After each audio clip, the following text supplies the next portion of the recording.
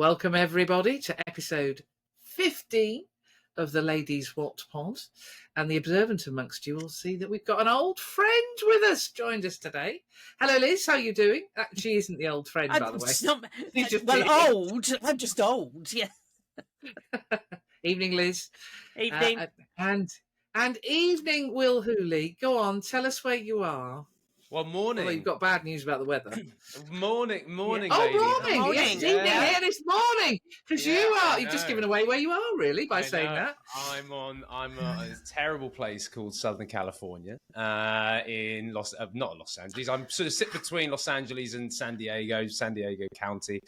But I can report the weatherman has said today we've got some rain in the air. So I'm not in as great a mood as I should be, or usually am, which just makes me realise that I don't miss the UK, if I'm going to be honest. You do, really. That's just harsh. You wanted to be running on that muddy field at the garden. Yeah. Oh, well, the garden is very prestigious, but no, as a whole, I just feel like weather makes such a difference as to who you are, how you feel. Tea. I'm a coffee man anyway. That's the thing. Anyway, usually the sun is out. I'll just go. So, I'm off now. So what? So apart from abusing poor Will, we are. So thank you for coming on the pod, Will. Because what we're hoping today is because you've got a very interesting role. Because but for those of you who don't necessarily remember Will, think, oh, I remember Will. Yeah, 2014, lime green. Yes. Do you want to tell us a bit about your journey? Because you started not far from where I'm sitting now in the lovely city of Cambridge. Yes? Correct. Am I right? Yeah, you're absolutely correct. So you've gone all the way from Cambridge to San Diego, or San Diego County. Yes. So tell us a little bit about your rugby journey. Yeah. Oh, my word. Well, how do I make this not too long-winded? Look, I mean, I was born and raised in Cambridge and went to Cambridge Rugby Club. It was the age of 5 that my dad took me down to the local rugby team. I think more to get away from the house and go and see his mates. It just so happened that his mates had similar sons the age of me. I was dressed in my Liverpool football kit at the time. There's some great photos, I think, somewhere that my dad's got. And I just remember, even however many years on now, I just remember loving it. And fell in love with it, to be honest, whether it was just the idea of getting in the mud. I was one of those kids that just sort of liked to get out and get involved in the mud or go and jump in a puddle, stupid things like that. But that meant something to me, as well as also just loving this game where you could run, you could pass, and then eventually you could kick. And there was a physical element to it as well. So anyway, so 5 years old was Cambridge. And then from my schooling system as well, that's how I then got involved with Northampton Saints. I got picked up at the age of 12. Big shout out to Barry Burgess, who's still at Bedford School. Yes.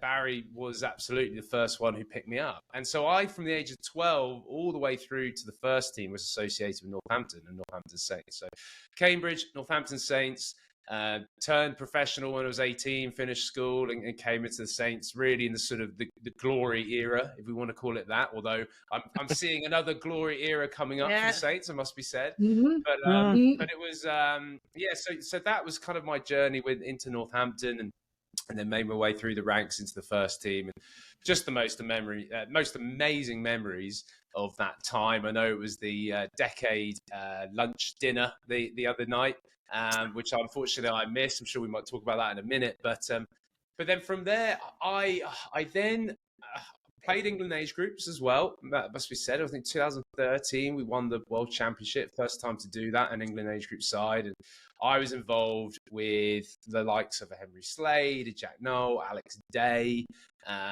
Jack Clifford, Anthony Watson. I mean, the names go on, just how good that age group was. And then from that, really, I always have been sort of approached by a certain Northampton past player and past coach, Ali Heifer.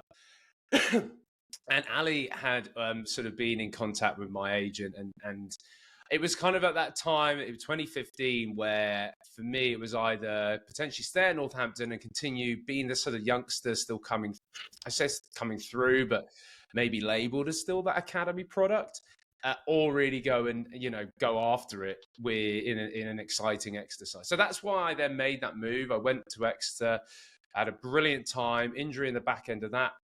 Yeah, last season was really the downfall for me. And really fast forwarding from then, I knew I had to go and play because I didn't play much in my last season with Exeter and Bedford Blues, which was it was a hard pill to swallow at the time for the ego, but at the same time, it was the best time in my career. My girlfriend at the time, now wife, we moved together. So that was another big thing, moving to Bedford, and some of our best friends in rugby are from Bedford.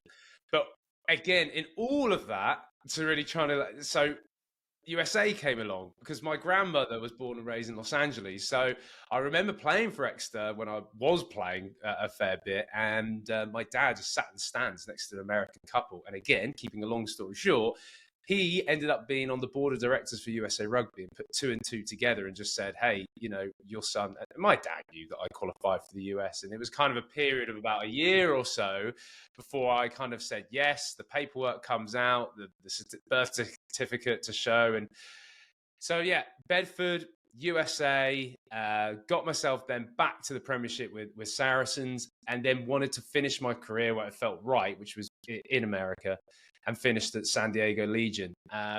So that's a whistle-stop tour, guys, of my 12-year rugby career, I guess. So how did it feel, right, that because you finished last season with San Diego Legion. Yeah. So how did it feel, that last game? That final whistle. Final whistle. Well, it was an amazing year. I mean, I don't think I'd gone through a year without getting some form of small or if not significant injury. And I played in every single game, which was, I know MLR is not necessarily the size of the calendar year that the Premiership is and whatever, but it's still very intense. And that final game, unfortunately, we played a team, New England Free Jacks. It was an incredible game. Not necessarily our best performance as a team, but I thought we had done enough. And I remember I hit a conversion from the sideline at about 60 minutes and my hamstring just literally completely seized up. And it was that cooling. I had got a knock previously in the game, and it was that cooling being like, and even like, I remember the physio came on at the time, being like, Will, that's it.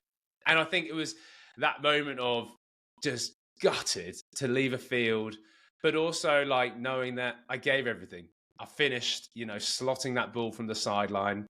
We were leading 24-20 at the time, 20 minutes or 15 minutes left on the clock. But then the horror of not being able to do anything about it, they then went and scored a try in the last 3 minutes and won 25-24.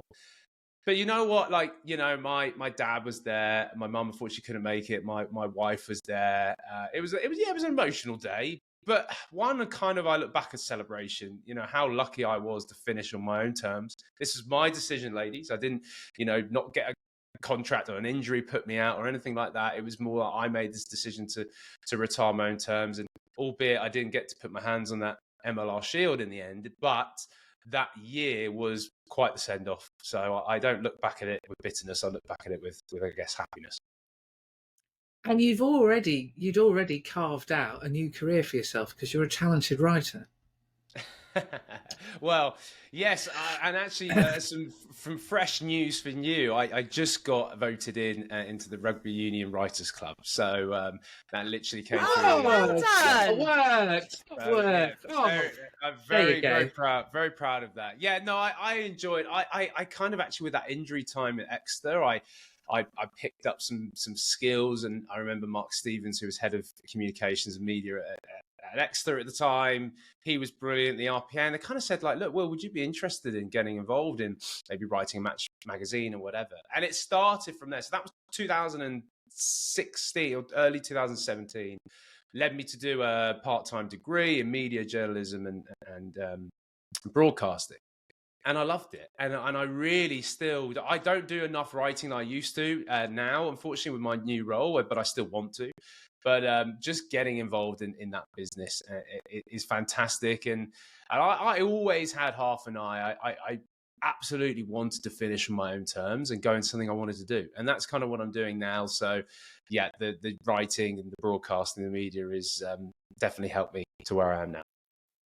So your new role has a very grand title that I'm not even going to try and. Technical director. So what are you up yes. to? Exactly, technical director. Does Technical that mean director. Ooh. Oh, yeah, he got wires and plugs Yeah. things in and No, unplugs I things. think I think it's a deliberately grey title to imply that I can do lots of different things. So in terms of you asking like what the job is, so I'm involved. I'll be broadcasting on Major League Rugby this year, so I'm looking forward to that. I'm actually off to Austin today, so you got me at the right time because I'm jumping on doing some broadcasting testing with them over there in the studio, and then various projects with the Rugby Network, which, by the way, for viewers or anyone listening in, that's where you can watch Major League Rugby on the Rugby Network. It's free to jump on and download the app and watch from, especially from the UK. So, I'll be one of the broadcasters on that. I help then also with some marketing. I'm learning a lot about PR and trying to get in other areas of the business with partnerships. So I'm kind of being used as a consultant around all sorts of things, as much as also doing a lot of learning as well. Wow. So all sounds very complicated. So you're doing all that and your podcast with Alex. So how's your podcast going? Correct. Are you enjoying that bit? Because that seems to cover the whole world. Yeah, like we cover Saints and that's it. Yeah, I know, it's pretty exhausting. Yeah, so it's a show, so it's a TV show as such for the Rugby Network. That's what it predominantly is. Although we also put content on the podcast for maybe others to access from afar or whatever it might be.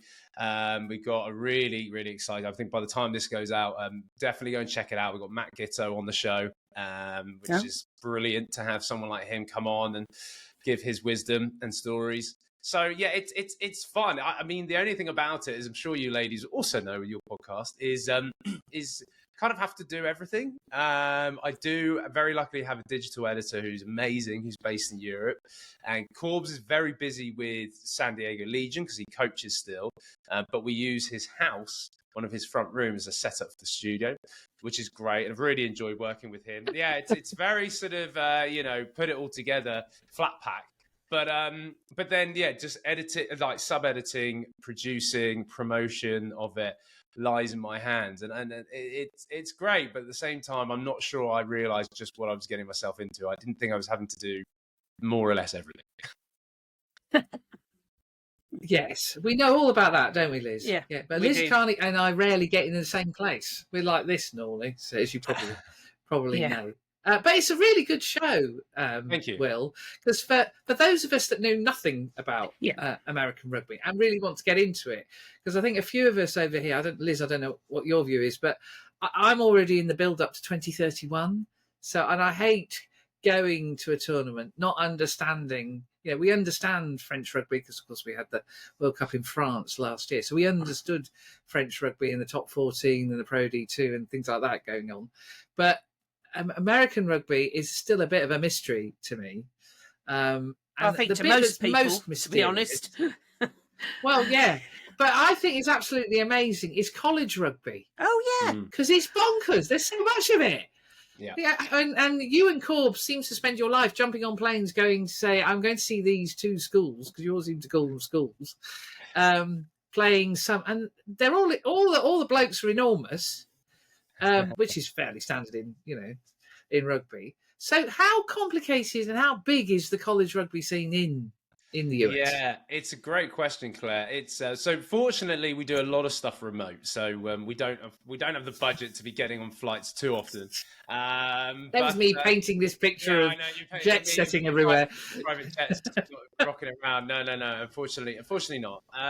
But look, I mean, what we are trying to do, coming almost back to why we cover, is, this show is trying to establish something in the States, which I look, fans and other things that do other shows, which are great, and I'm massively supportive. I always will support, like I'm on today, other shows and whatever. But at the same time, to have two guys who have been there, done that in the American system as well, as a player, as coach, whatever, I think it's really important to drive any kind of review or preview show. So that's what we are. We try and knock it down in about half an hour of what's on the Rugby Network and everything that's going on in the college, in the rugby landscape, which includes college. So going back to what you're saying, is college is the thing is about American sport is you've got to realize that everything comes through the colleges. If you look at American football, you look at basketball, you look at baseball, that's just how you become professional.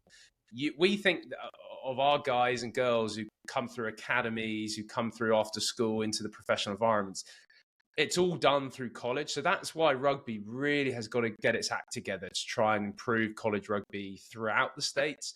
In some areas, it's great. In other areas, it's developing. In other areas, it's not great. And that comes from developing the coaches. But the appetite for it is huge. You know, I go to some of these college games and, you know, they love it. And some of the best viewing figures on the Rugby Network, I'm telling you, are from college rugby. Because because I just think, you know, you jump into that appetite of you know, let's say UCLA, University of California, Los Angeles, know that their game's on live or whatever. Well, then all the alumni get behind it. You know, so it's kind of a massive. That's why college sport is so powerful and so popular here in America, because it is a cult. So rugby's got to do its best to try and get better in that college format. Therefore, the players get better. So then when they do go to Major League Rugby teams as a professional, they are just better players. That still at the moment is developing, put it that way. And there seems to be two pathways. Correct me if I'm wrong. There seems to be a pathway that takes you into sevens, which has always been important. You know, your sevens performances as a nation have always been. But England are a bit sort of, they float in and float out. They can't make their minds up. Is it important? Is it not? Whereas you've consistently performed as you know, as a sevens group. So that seems to be one path, and then the other path is Major League Rugby, which is evolving. Am I right? Or I got no. You're not far off at all. It's a little bit of I got to be careful because it's a little bit of a bugbear of mine, and maybe I obviously say that from being biased. I played 15s in my career, and for the US to really establish itself, I really do believe that focus has to go towards the 15s, the World Cups, 2031, obviously. Yeah. That established you as a player to go around the world, to earn money, to have a career. Meanwhile, but the thing is, the sevens over here, though, which I am beginning to really learn, and actually, again, on the show with Matt Gitter, we have another section with USA Sevens, one of the stars, Perry Baker, Madison Hughes, two big stars of US Sevens, and then Lev Kelter, who's one of the women's stars, it's all about that gold medal. And the reality for sport here in the US is if you can put the gold medal in front of someone, then it means a lot. And I asked, we had on the show another very famous sevens female star who's actually a big social media star called Alona Ma. I asked her straight up, I said, what would you rather? Would you rather win a World Cup of the weekend, or would you rather win that Olympic gold? And she just said, I would want to win that Olympic gold. So that for me is probably where you understand as to where maybe the priority is. And also, let's just call a spade a spade. It's an easier game to learn. America built on these athletes, you know, great athletes. It therefore is just easier to transition into a game like sevens than it is necessarily to go into 15. But I would say what you're seeing comparison maybe 5 years ago, there are the predominant best rugby players, athletes are moving their way into 15s, into MLR, and I think are definitely recognizing that that's the rugby career to have. Right. And so, okay, let's talk MLR. Who's your pick for the season? And you're not allowed to pick your own team.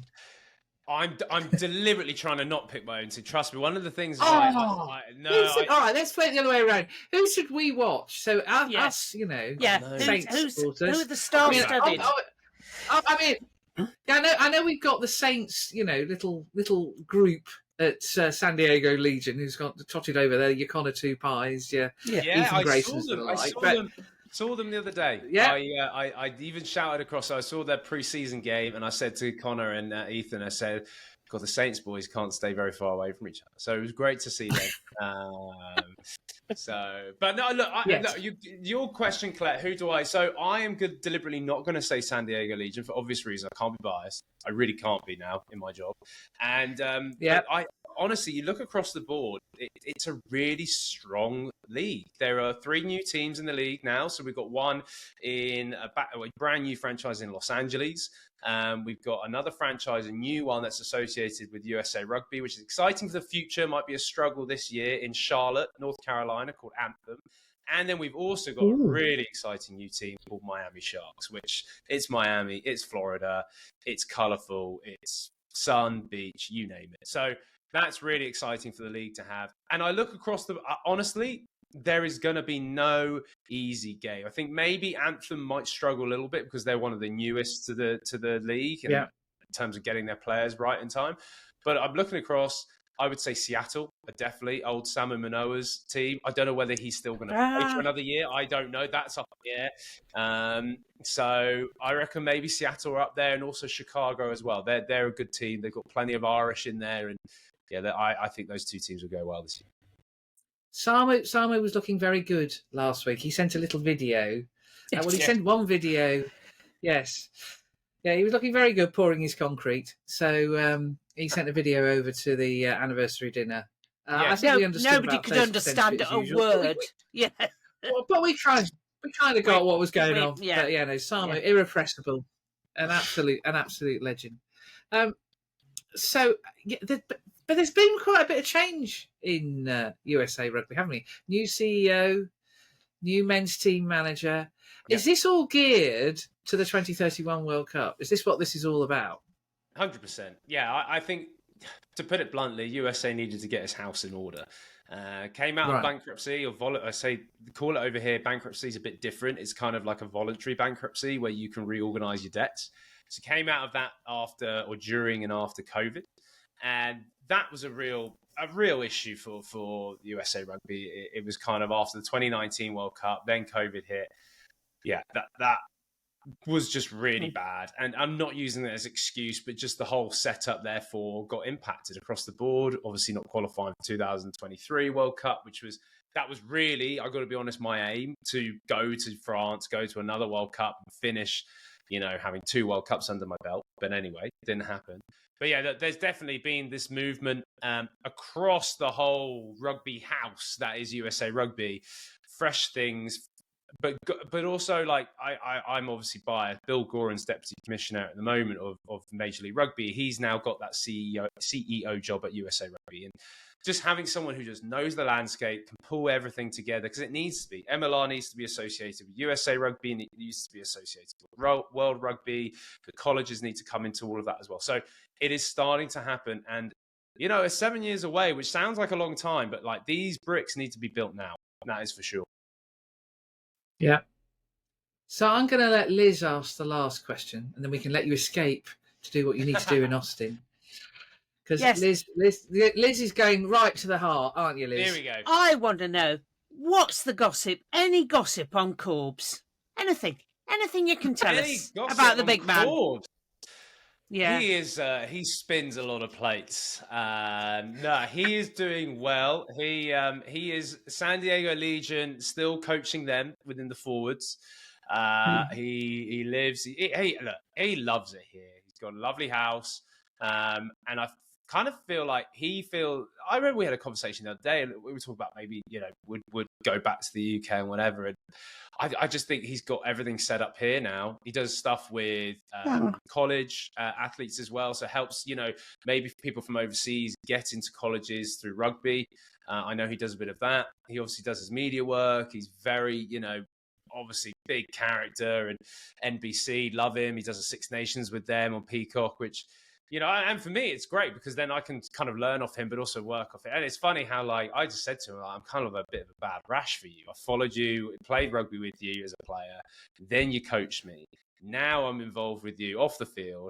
So I'm just, I guess, following him around. But he's doing well. There's not really too much gossip to say. He honestly is just, he's a busy guy. Even for me to try and track him down is not easy. Put it that way. Oh, bless. Well, when you do next track him down, just send him our love from Northampton, won't you? And the lovely rain. We absolutely stay very aware. Obviously, the Premiership is on the Rugby Network for US viewers, so we we comment on the Premiership, and we've loved it. I don't want to go without saying just how brilliant watching the Saints are at the moment. I see the coaching staff; they've all been kept on. Just saw that pop up on social media, which is fantastic. And again, I'm biased. There's two of them, obviously, Phil Dowson and James Craig play with them. So it's so great to see them doing so well. And also like some of the youngsters. Fraser Dingwall, knew him from the Bedford days, or certainly connected. Of course he did. Yes, Dingers, yeah. So I knew a young Fraser Dingwall, and trying to think of the others as well. George Furbank. So I'm thrilled to see the club rightfully being where it is, which is near the top. How much would you have loved to have played with that back line we've got going at the moment? Yeah, it would have been delightful. Although, to be fair, when I was playing, our back line was pretty tasty as well. It was pretty good. Yeah, it was not bad. But it was. I think the more is just seeing all this English talent. Which is just so great. No, it does. It does make me a little bit jealous. I think when I was coming up through the ranks in Northampton, obviously we had like legends and superstars all involved. Therefore, just to get on the field was tough, especially when Stephen Myler barely got injured. There's just so much talent across that board now, and they're playing with confidence. It almost looks like Sam Vesti has instilled something in them where it's like, guys, do not worry about making mistakes. And it's so easy, ladies, to say that, just from a perspective, but to actually implement that in a team takes a lot of trust from the players to the coaches, and then equally a lot of trust from the coaches back to the players. So I think it's fantastic. I wish them all the success this season. I'll be keeping a close eye out on how they go. Excellent. And then hopefully we see you and Corbs, little sojourn. Although it'll be in the middle of your season, won't it? Yeah, I'm busy now. I'm busy. Yeah, Major League Rugby's up. Starts. No, you can't sneak back over the pond to potentially come and. No, I was maybe going to come. Those days are gone. But unfortunately, no. I'm busy. Yeah. I'm busy now. So. Which is great to hear, and it's been lovely to talk to you, Will. Yeah. Pleasure. Thank you ever so much, Pleasure. Will. Pleasure. We'll let you get off to Austin. Austin, yes. Yeah. And you are getting on a plane this time, aren't you? You are really getting on a plane. To be fair, I get on enough flights, and it gets quite a lot when the season goes. But I've got a very supportive wife, so yeah. Oh, bless. Oh well. It's lovely to have you on the Ladies Wot Pod. We'll let you escape, Will, and the 50 cents you put in your Wi-Fi the second time. It's worked. It worked, didn't it? Yeah, thank goodness. Yeah. Thanks for having me on. Great to see you both. And take care. And send Corbs our love. Bless him. Will do. Thanks, Will. Cool. We'll let you escape, my friend. Bye. Bye. Welcome back, everybody. Hello, Liz. Well, wasn't that lovely having our old friend, Mr. Hooley? What a smashing young man. And it's brilliant that he post rugby, as he said himself, he determined when he stopped. Although I know he was gutted about that World Cup. That was where he wanted to go, and that game against Chile will probably haunt all Americans. But we won't talk about that because he's a great lad, and I'm really chuffed for him. And how the things are progressing in the States, and I'm actually quite looking forward to the Major League Rugby season. I've got no idea who anybody is. No, I think I could get into this. San Diego. Apart from San Diego Legion. Well, that obviously has to be our team, doesn't it? The Saints. It might have to be. Yes, yes. Come on, Connor. Come on, Ethan. Actually, and that Matt Gitto bloke can bugger off, as far as I'm concerned. Get some important people on your pod. You're stopping our Ethan, being in the team. Although, actually, what a player to learn from. Wow. Matt Gitto. Yeah. Yes. So thank you to Will. It was lovely to hear from him. And the season starts very soon for the Major League Rugby. Do listen to the Rugby Rundown. It's really interesting because, as I said, it's a world that I don't understand. I mean, college sports is something huge. else, isn't it? Something else in America. Yeah, it's something else. Yeah. It's something else. Yeah, and it's a world that we don't necessarily understand. No. The varsity match doesn't really hack it in comparison. No. So it's going to be interesting. Anyway, talking of youngsters, shall we start with our under 18s? Oh, Should we have a group hug, everybody? I think group hug. Yeah. I felt sorry for both hookers and the jumpers. I mean, seriously, the poor line-out was all over the show. Yeah. But some brilliant running rugby again. Yeah. We have got so much talent coming through. It's just unbelievable. And Charlie, you did a fantastic job in your first year as coach. So, you know, fair dues to everybody. Well played. Well played, Bath. They didn't give up. Yes. So then there's some resilience amongst our current crop of youngsters in England rugby. Scored with the last play of the game and we all wept. Yes. But yeah, well done to the under 18s. You got to the final. And playing some beautiful rugby as well. You know, absolutely. Playing some beautiful rugby. Yeah. Yeah. Yeah. Absolutely great stuff. And hopefully we'll find out soon who of that group are joining us next year. Yeah. So who is Hoppers handing the golden envelope to? So we'll find out soon.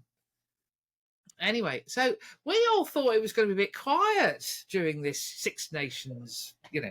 But it's not, is it? No, there's all sorts of stuff happening, isn't there? All sorts of stuff. All sorts of stuff. So, of course, we're in the men's Six Nations at the moment, and we've got the build-up to the women's Six Nations in a few weeks' time.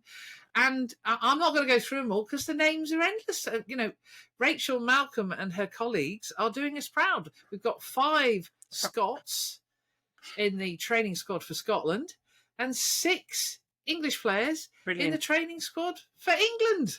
Absolutely How amazing is that? That's really fantastic. Yeah. And also, we've got several Lightning youngsters in the under-20s development squad. So, you know, Nathan Smith must be doing something right. So well done, everybody. Yeah. Brilliant news. And then, of course, Six Nations. We don't know who's going to be in the main squad for the match at Murrayfield, the Calcutta Cup. Mitch, come home. Get your order in for cake, is all I can say. Yes. Does he need pikelets? I think he needs to be powered by pikelets. No, I don't think. I just think, no, that could cause horrific. No, forget that. You're not having pikelets. Only one person can have pikelets. Dear me. The production line has run out. I was just thinking, Mitch, we saw somebody on the hunt for pasties, let alone if you thought Mitch was getting pikelets as well. There could be riots. Yeah. No. But anyway, we need to aid Mitch's recovery. Yes, Mrs. Saunders. Yes. Yeah. So anything. Get your order in. Get your order in. You know, details below, Mitch, if you're watching. Yeah. Yes. Get your order in for cake, because if it gets you back on the field, we're all there because we want you back. Saying that though, there's a certain under-20 scrum half who's playing rather well at the minute, isn't he? Isn't there? And isn't there? Little Archie. Sorry, Archie, you're about as tall as me, so I don't know why I'm saying little. Because he was little. Oh, he was little once, bless. So, so we've got 4 Saints named in the playing squad, starting 15 even, on Friday. Toby Cousins. Yep. Archie McParland. Craig Wright. What an engine that boy's got. And, of course, Henry Pollock. Yes. Henry, I'm going for 3 players of the match. Pollock. Yes. So it should be a cracking game, though. Looking forward to that. Yes. They're so impressive, those 4. Well, a lot of the under-20s are, but, I mean, what can you say about, as you say, Henry Pollock? What, you have to buy it around if you get a hat-trick of tries.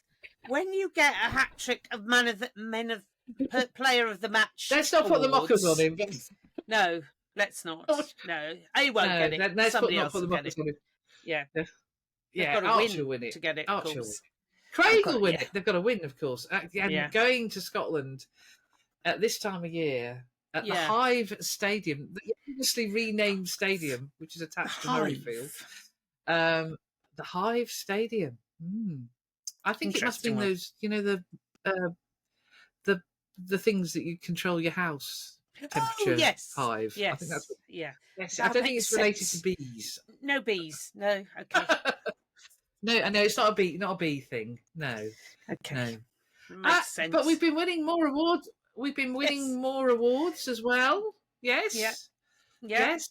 Who got the pot this month? Young Finn Smith, Gallagher Premiership Player of the Month. I think by quite a lot. When I cast my vote, he was. And there was skullduggery at play because they tried to split the Saints' vote. They did with Ollie Sly. That's what Ollie Sly. There, it didn't work.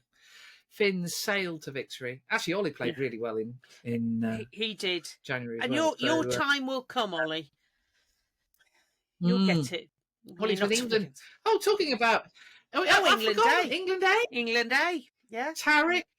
We've got Tarek, Tom Pearson, and Ollie in the team. Yes. Am I right? Have I missed anybody? And then of course Sam Vesti as attack coach. I don't think I've missed anybody. Is it 3? No. Yeah, it should have been 4, but for a red card, obviously. Yeah, but he's too busy eating pikelets, so don't worry.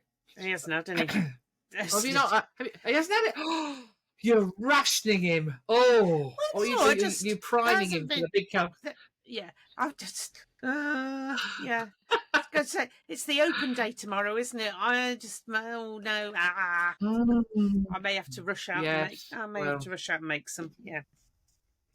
Okay. Moving swiftly on. Moving on. The other winners of an award are our wheelchair rugby team. Congratulations! They are Great Britain Wheelchair Rugby's Team of the Month. Yeah. Top going, chaps. Top going. No, well done. As you know, we're huge fans of the wheelchair rugby guys, and fair dues. They've brilliant. Well done, GB Wheelchair Rugby, for recognising the talent and the setup of the squad, which is amazing. Because if you think about it, it's not just that they produced a great team and great players and a great community spirit. They're actually great supporters of wheelchair rugby. Because a number of coaches have come through, a number of referees have come through. They have produced a steady, so they support the sport in many different ways, and quite a production line of various things then coming through. Quite a production line. Yeah, the volunteers are great. I do love it when they have to run on with a wheel. It always makes me smile. Or the other one is run on with a mat because somebody's tipped backwards and they have a special mat to enable you to right them up again. There's a whole side to this sport that you don't get in the 15 or even sevens game. It's a very different world. So congratulations to Jamie Higgins and the guys, because it's well deserved. Fabulous work. And then of course there's been a lot going on. So last week we were talking about the dinner.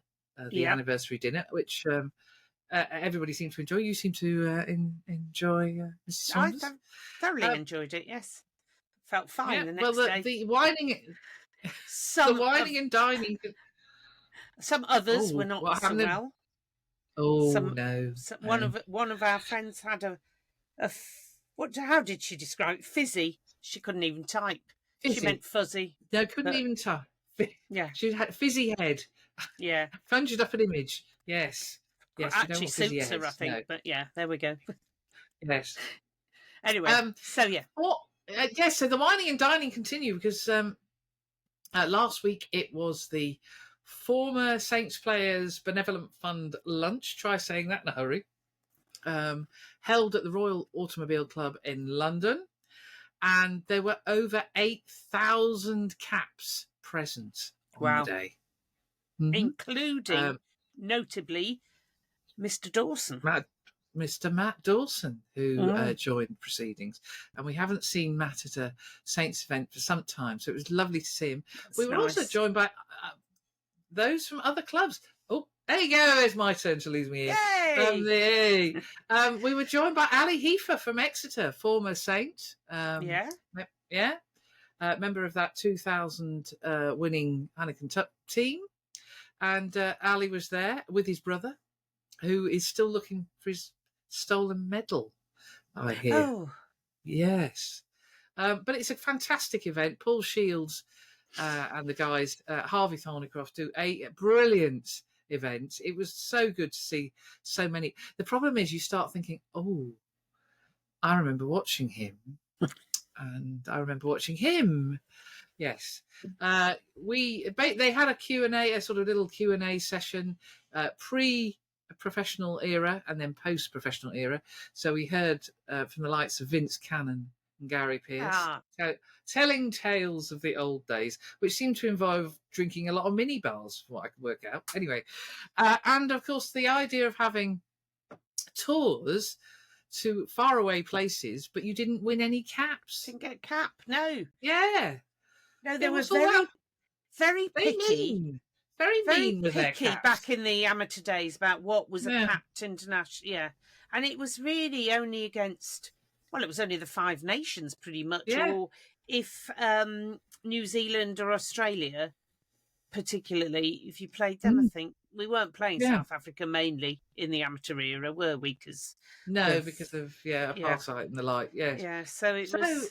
Yeah. So poor old Gary played numerous times for England, but because they weren't capped, he didn't get capped. So yeah. But anyway, we had a lot of tales of various things, and then Vince Cannon, who of course had lots of tales of tours to Wales. Seemed a bit complicated. The thing that struck me, and this will remind you, was they talked about getting the card to say they were in that week's team. Yes. Yeah. Do you remember reading? Yeah. Do you remember when we were doing the Mob Zone stuff? They talked a lot about the card, getting the card through the post to say that you're in the squad. And so the lads would refer in their stories to receiving the postcard to say that they were in the team. Yeah. How things have changed. And then post-professional, we had Christian Day wearing his 15 hats. Yeah. And Phil Pask. And Phil can tell you a few tales of... Yes. Yes, he can. Yes, I've heard some of them. Yes. At a dinner where he came and sat on our table, and there's lots of stories that... Lots of stories. So he's quite a character too. So, but it's just great that the guys get a chance to get back together to tell, the stories of the old times, raise some money for, fantastic causes to help those players and former staff members who are in need. So well done to the team. It was a great event. Brilliant. I thoroughly enjoyed wandering around with the camera. They didn't react too badly. And if you look on Saints social media, you'll see that amazing photograph with everybody in it. They're all there. It's a privilege to be able to take the photo. And JP, you are irrepressible. Okay. Yes. I'm not going to repeat what he said to me. I'll tell you afterwards, as they say. All right. We'll draw a veil over that then. I think I got my riposte in, is all I can say. Oh, new contracts and new players. New players even. Yeah. Yes. Having found it was quite bizarre that we went into this season with no Kiwis, we now have got a rash of Aussies. And a new one. A new one has come. Yes. Or is coming. Yes. He's on his way next season. He's with Melbourne Rebels. Who've gone into administration. We don't want to hear that phrase again. Anyway, he's on his way. He looks enormous. And presumably, he must have some idea of what he's coming to, because that, of course, Andrew Kellaway, is he acting as a sort of recruiting agent? I was on commission if he is. I hope so too. Yeah. Yes, so he's on his way and he looks huge, and looking forward to that. Another Aussie bat rower. He and Scott Young will make friends. What's his name? Josh Kemeny. Right. Yeah, Josh Kemeny. Welcome, Josh, when you arrive. And then, talking of Aussies, indeed. Young James. Yes, the lovely James James Ram, who all of us adore, and he was at training yesterday. He was running around like a mad thing. Excellent. It was great to see him back on the turf, looking really, really good, really, really fit. Hoping to play some part in the friendlies, I believe. But he signed a new contract too. He has, which is brilliant news. Brilliant news. Brilliant news. If only for the smiles. The smiles and the amazing salmon leaping, ability he has. It'd be great to see that again. I'm really looking forward to that. Yeah, fantastic news. Yeah, good. And who else? Who today has been announced? Well, I've just realised we might have forgotten something. Did we talk about George Hendy last week? Yes, we did. Yes, we did. I think. Yes, we did. Oh, good. Well, if we didn't, I know you like talking about it. Yeah, I'm sure we did. We did. I'd seen him at the.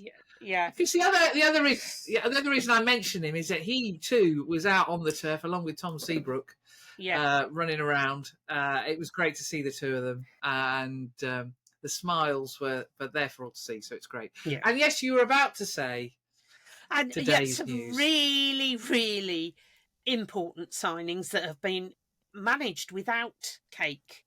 I thought we were going to have to. Cake was going to have to be included, but they're all the coaching team signed up again, which is just brilliant.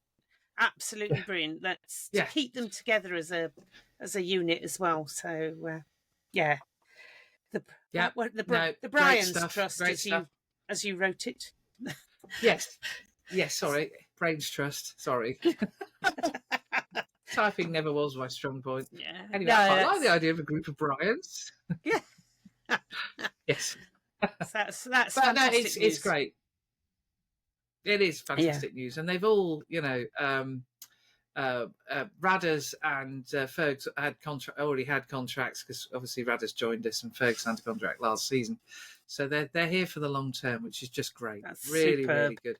And I like the way they flexed how they're looking after things.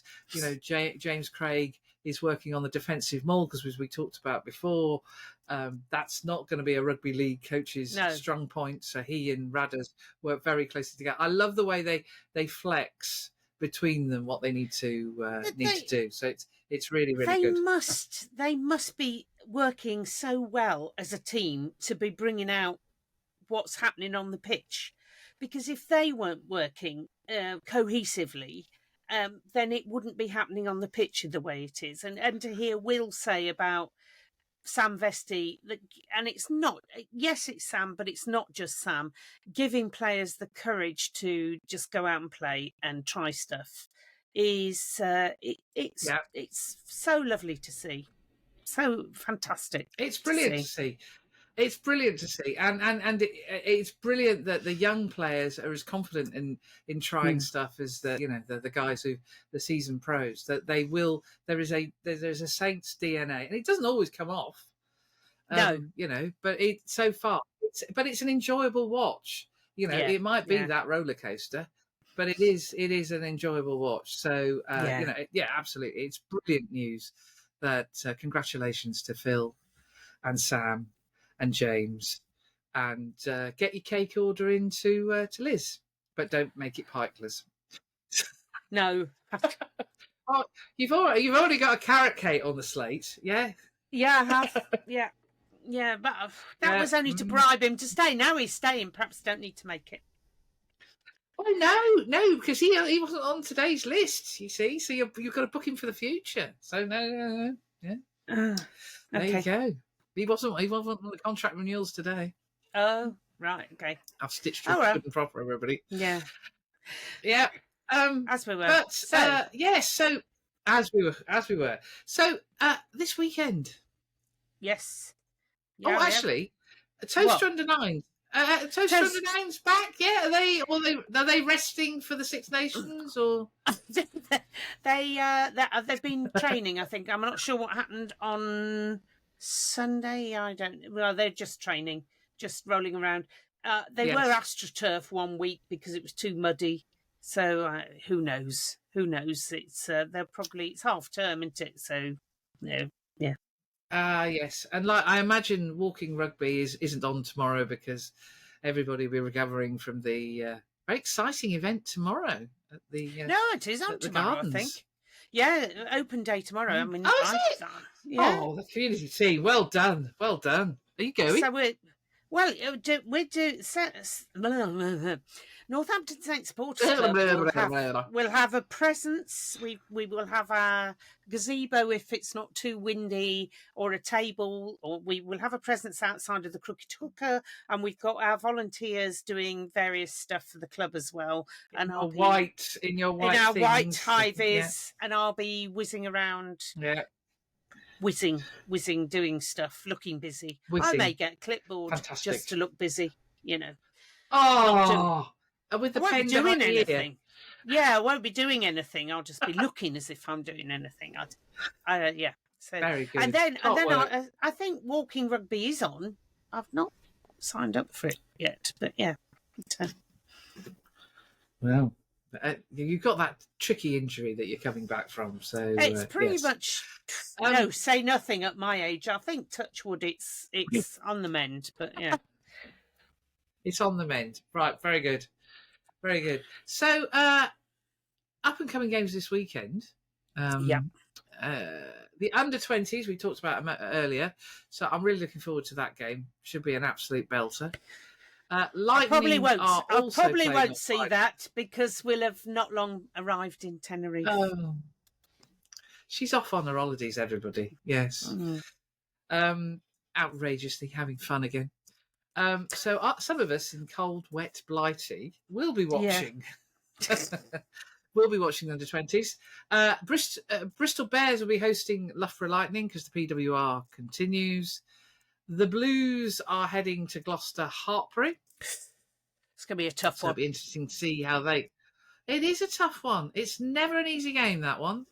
No. And the wheelchair rugby guys are in a tournament that actually is a hangover from last season, I understand. They're going off to Coventry. Coventry Stampede are hosting the Midland Development League up in Coventry. I won't be joining them. I'm having a weekend off. How about that? How very dare you? Yes. I know. Who'd have thought? But 2 weekends off because I wasn't at a game last weekend because I was celebrating that family event. But this weekend, I'm just being lazy. I'm staying at home. But then we're straight back in. Then we're straight back into it. It's full on through to the end of the season. And we were having a discussion yesterday, and you must be the same. We've got those slots in the diary that you daren't put anything in. Yeah. How can we arrange a holiday? What? Well, that might be. That might be. There might be. That might be that. Yes. That might be that. And I'm only tentatively doing that. Yes. Yes. Yeah. It's nice doing that again, isn't it? It is. It's been a while. We can do that weekend. That's because we're not in that anymore. We're not in that. Yeah. We're not in that. Yes. So so it's nice having stuff penciled in. Just talking about things we aren't in. The Prem Rugby Cup at the weekend. Yes. I thought Ealing Trailfinders gave Tigers a right scare. Yeah, and absolutely they did. Absolutely they did. I mean, Ealing is an interesting case. I know there's lots of... I've said this before, and people can chuck rocks at me. I'd love there to be another club able to come up with that has the sound foundations that you need for a Premiership club.